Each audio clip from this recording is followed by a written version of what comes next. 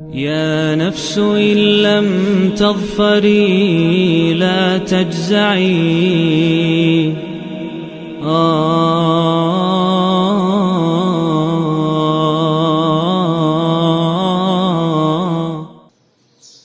اعوذ باللہ من الشیطان الرجیم بسم اللہ الرحمن الرحیم۔ دوستو، آج ہم سورہ البقرہ کی آیت نمبر 106 کا مطالعہ کرنے جا رہے ہیں انشاءاللہ تعالی۔ لیکن اس کی شان نزول کو بیان کرنے سے پہلے آپ سے ریکویسٹ ہے کہ آپ جتنے بھی اسلامی چینلز ہیں ان کو سبسکرائب کیا کریں، تاکہ صدقہ کے اندر جو صدقہ جاریہ ہے اس کا پھیلاؤ جو ہوگا اس کے اندر آپ کا بھی حصہ شامل ہو۔ تو دوستو، آئیں شروع کرتے ہیں۔ اس آیت کی شان نزول ہے، اللہ تعالیٰ قرآن کے اندر کچھ آیات کو تبدیل کرتا ہے جب بھی وہ مناسب سمجھتے ہیں۔ یہ سلسلہ حضرت آدم علیہ السلام سے چلتا آ رہا تھا اور مختلف شریعتوں کے اندر مختلف احکامات تھے۔ اللہ تعالیٰ کو بہتر پتا ہے کہ انسان کی ارتقائی منازل کیا ہے، اس کو کب کن چیزوں کو عطا کرنا ہے، کن چیزوں سے ان کو فراموش کروانا ہے۔ مثلا حضرت آدم علیہ السلام جب ان کی اولاد آگے چلی تو آبادی کا پھیلانا مقصود تھا، تو اس وقت بہن بھائیوں کے اندر نکاح جائز تھا، لیکن جو شریعت آگے بڑھتی رہی اس کام کو منع کر دیا گیا۔ حضرت نوح علیہ السلام کے اندر جب پوری دنیا ختم ہو گئی اور کھانے کے لالے پڑے تو تمام جانوروں کو، چاہے وہ کسی بھی قسم کے تھے، ان کو کھانا حلال ہوا، لیکن جو ہی آگے وقت بڑھا ان کی حلت جو ہے وہ ختم کر دی گئی۔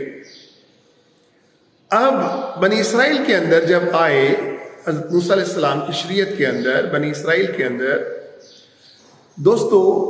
دو بہنوں کا ایک ہی شخص کے ساتھ نکاح میں رکھنا جائز تھا، مگر آگے چلتے ہوئے اس کو بھی منسوخ کیا گیا۔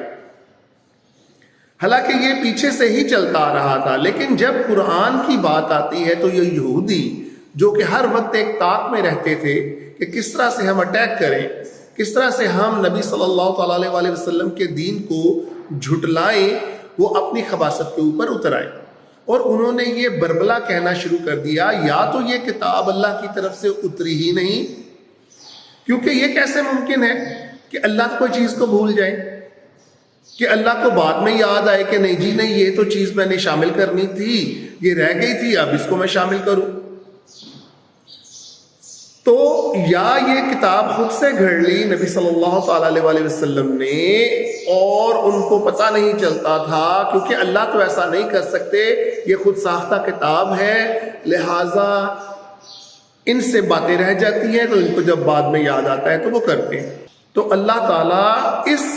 اعتراضات کے بدلے میں نبی صلی اللہ علیہ وسلم کی پشت پناہی کرتے ہیں اور دلجوئی کرتے ہیں اور اپنے حکم کو صادر کرتے ہیں۔ وہ فرماتے ہیں کہ میں مطلق العنان ہوں، میں جو چاہوں کروں، میں کسی کو تندرستی دوں، اس سے تندرستی واپس لے لوں، دولت دوں، چھین لوں، فقیر بنا دوں، بادشاہی دوں، ذلیل کر دوں، علم دوں، علم کو واپس چھین لوں، میرے اختیار کے آگے کون ہے جو سوال اٹھانے والا ہے۔ لیکن یہ لوگ، یہ جو یہودی تھے، یہ باز نہیں آتے تھے اور اسی طرح کے اعتراضات بار بار اٹھائے جاتے تھے۔ قرآن کے اندر یہ بات ہمیشہ یاد رکھیں کہ جب تنسیخ ہوتی ہے یا جب نسخ آتا ہے تو وہ احکامات کے اندر آتا ہے، یعنی کبھی کسی ہلکے احکام کو بھاری کر دیا جاتا ہے، بھاری کو ہلکا کر دیا جاتا ہے، یا ان کو تھوڑا تبدیل کر دیا جاتا ہے، لیکن ان کی نزول کے اندر اور واقعات کے اندر تنسیخ نہیں آتی۔ مثلا قرآن کے اندر پہلے یہ حکم تھا کہ ایک عورت جس کا شوہر فوت ہو جاتا ہے وہ 1 سال تک عدت میں رہے گی، لیکن بعد میں اسی کو تبدیل کیا گیا، حالانکہ وہ آیت بھی موجود ہے اور بعد میں 4 مہینے 10 دن کی عدت کا بھی ذکر ہوا۔ پہلے ایک صحابی کو، ایک مومن کو 10 کفار کے ساتھ لڑنے کی ترغیب دی گئی، لیکن بعد میں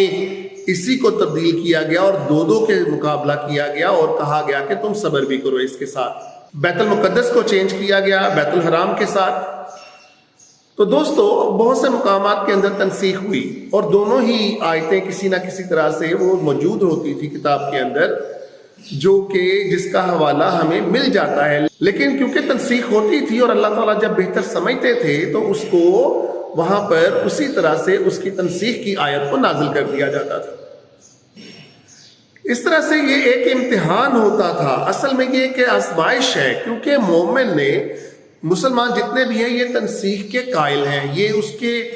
جو ہے وہ منکر نہیں ہے، لیکن بہت سے اور جو مذاہب ہیں وہ اس کو شک کی نظر سے دیکھتے ہیں۔ یہی بات ہے جو اللہ تعالیٰ نے جاننی ہوتی تھی کہ مومن کون ہے، ایمان رکھنے والا کون ہے اور بے ایمان کون ہے، اور کون جو ہے وہ میرے احکامات کے اوپر شک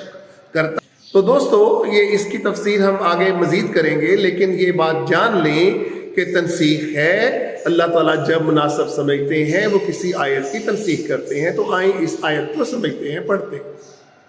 ما ننسخ، ما کا مطلب جو نا شروع کے اندر ہے، ہم کے لیے ہوتا ہے، یعنی اللہ تعالیٰ اپنے لیے احترام کا صیغہ استعمال کرتے ہیں۔ ما ننسخ من آیاتین، اور جو ہم نسخ کر دیتے ہیں آیتوں میں، او ننسیہا، اور یا ہم فراموش کر دیتے ہیں، ہاں یہاں پر مؤنث یعنی وہ آیتیں وغیرہ۔ ناتی، آتی کا مطلب لانا ہوتا ہے، نا لگا ہوا ہے شروع کے اندر، اللہ تعالیٰ نے اپنی عزت کی یہاں پر دلالت کی ہے۔ ناتی تو ہم لے آتے ہیں بخیر منہا، اس سے بہتر آیات، او مثلہا، یا اس جیسی آیات۔ علم تعلم، اور اگر یہ جانتے ہوتے کیا، ان اللہ، کہ بے شک اللہ، علی کل شیء قدیر، کہ تمام چیزوں پر قادر ہیں، وہ جو چاہیں کریں۔ لہذا دوستو آپ نے اس آیت سے یہ جان لیا کہ یہ اللہ کی مرضی ہے، ان کی یہ حکمت ہے کہ جہاں پر جو آیت کو رکھنا چاہیں وہ رکھیں۔ تو ان کی اس اختیار کے آگے سوال نہیں اٹھایا جا سکتا جو کہ یہودی اٹھا رہے تھے۔ وہ نہ صرف قرآن بلکہ حضرت عیسیٰ علیہ السلام کی کتاب کے اوپر، انجیل کے اندر بھی بعض احکامات کی نسخ کے، یہ کوئی نئی چیز تو تھی ہی نہیں، جیسا کہ ہم پہلے آپ کے سامنے بیان کر چکے ہوئے ہیں کہ یہ تو جیسے انسان کی ارتقا ہو رہی تھی، جیسے وہ شعور کی منزلیں طے کر رہا تھا، اس کے لیے نئے احکامات آتے جا رہے تھے۔ جیسے کہ اسی قرآن کے اندر پہلے ہم بیان کر چکے ہیں کہ عدت جو تھی وہ 1 سال ہوا کرتی تھی، لیکن تبدیل ہو کر بعد میں 4 مہینے اور 10 دن کر دی گئی۔ لہٰذا دوستو یہ اس آیت کا شان نزول یہ ہے کہ اللہ تعالیٰ نے فرمایا کہ میں جب چاہوں جس چیز کو نسخ کر دوں یعنی ختم کر دوں، اور جب چاہوں اس کو تبدیل کر دوں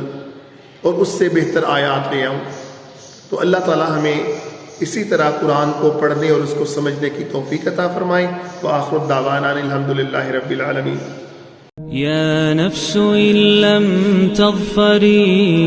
لا تجزعي